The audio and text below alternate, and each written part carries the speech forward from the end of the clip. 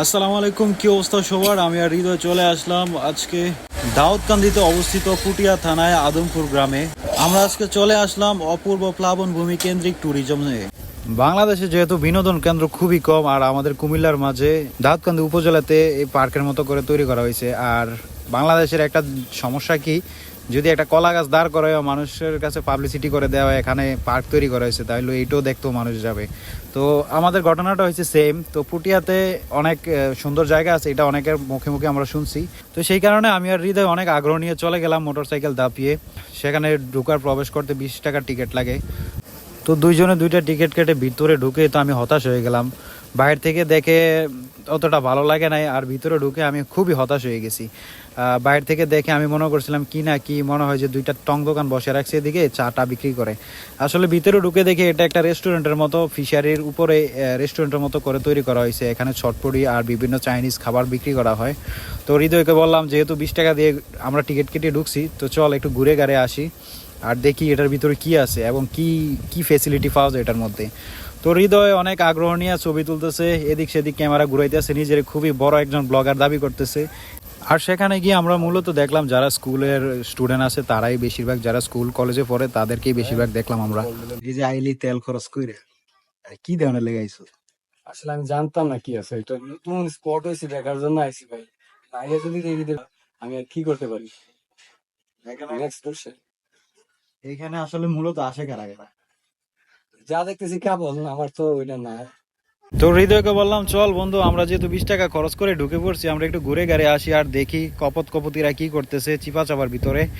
আর এদিক দিয়ে সোজা গিয়ে হচ্ছে একটা চাইনিজ রেস্টুরেন্টের মতো করে তৈরি করা হয়েছে। এটাতে মূলত চাইনিজ খাবার পাওয়া যায়। তবে এখানে মানুষ ঘুরতে আসার বদলে খেতেও আসে, আর যারা কপত কপতি আছে তারা একটু পার্সোনালি সময় কাটানোর জন্য আসে। আর গ্রামগঞ্জের ভিতরে আসছে ভালো ফেসিলিটি দেওয়া সম্ভব না।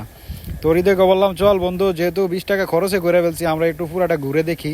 আর আমরা গিয়েছিলাম ঠিক 11টার দিকে, 11:30টার দিকে। এই সময় খুবই রৌদ্রের কারণে আমরা একদম ঘামায় চামায় অবস্থা খারাপ, আর তাপমাত্রা প্রচণ্ড আকারে। তো সেই কারণে আর বেশি ঘুরতে পারি নাই, বিরক্ত হইয়া বাইরে হইয়া পড়ছি। তো হৃদয়কে বললাম যেহেতু টাকা খরচ করে ঢুকছস, তো হাত মুখ ধুইয়া নেয়, নিজেকে ফ্রেশ করে নেয়। তো সে সেই অনুযায়ী কাজ করতেছে, ফ্রেশ ট্রেশ করতেছে, মুখ টুক ধুইতেছে।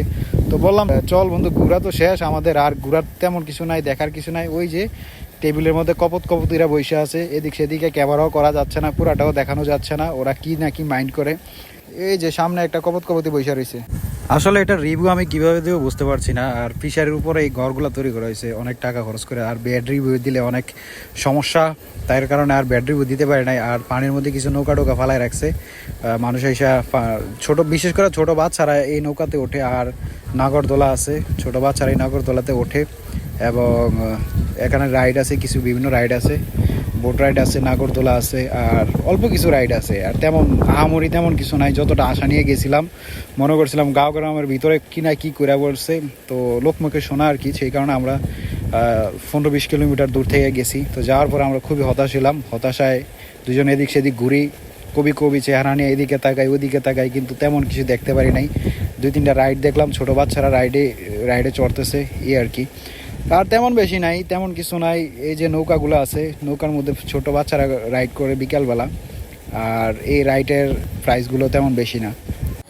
আর এই হচ্ছে রিসোর্ট। এখানে মানুষ কেন যায়, কি করতে যায় সেটা তো আর জানি না। আমরা গিয়ে হতাশ হলাম, তাই আমরা ছোটোখাটো একটা রিভিউ দিয়ে দিলাম। আর যারা যারা যাইতে চায় দেবুদ্দারের দাউদকান্দির কাছে, যারা যারা আছে তারা যাইতে পারে, যায় ঘুরতে পারে। আর এটা হচ্ছে একটা ফুচকা দোকান, এখানে ফুচকা পাওয়া যায় টুকিটাকি, ট্যুরিজম এরিয়া। তো যারা কপতিরা যায় তারা এখানে ফুচকা টুচকা খায়। তো এই হচ্ছে টিকিট কাউন্টার, সেখান থেকে টিকিট নিয়ে গেছিলাম আমরা, 20 টাকার টিকিট। আর যে ছোট ছোট রাইডগুলো আছে সেগুলো ছোট বাচ্চাদের জন্য, বল বৃদ্ধদের জন্য না। আর অবশেষে আমরা আমাদের মনের হতাশা নিয়ে রোদে পুড়ে কাষ্ট হয়ে আমরা তারপরে আবার ফিরে এলাম আমাদের বাড়ির উদ্দেশ্যে। আমরা রওনা দিয়ে চলে আসলাম। আর হৃদয় বারবার হাত দেখাইতেছে খুবই আবেগ নিয়ে, আর খুবই হতাশা নিয়ে আমরা বাইরে হয়ে গেলাম। তো তারা 20 টাকার ভিতরে অনেক কিছু দেওয়ার ট্রাই করছে। আর এটার ভিতরে ম্যাক্সিমাম মানুষই দেখলাম যারা স্কুল এবং কলেজের ছাত্রছাত্রীরা আছে, ম্যাক্সিমাম মানুষই। আর ছোট ছোট বাচ্চারা যায়, তারা ফুচকা খাইতে যায়। আর ফ্যামিলির সাথে গেলে মোটামুটি টুকিটাকি একটু সময় টময় কাটানো যাইব, এরকম একটা প্লেস।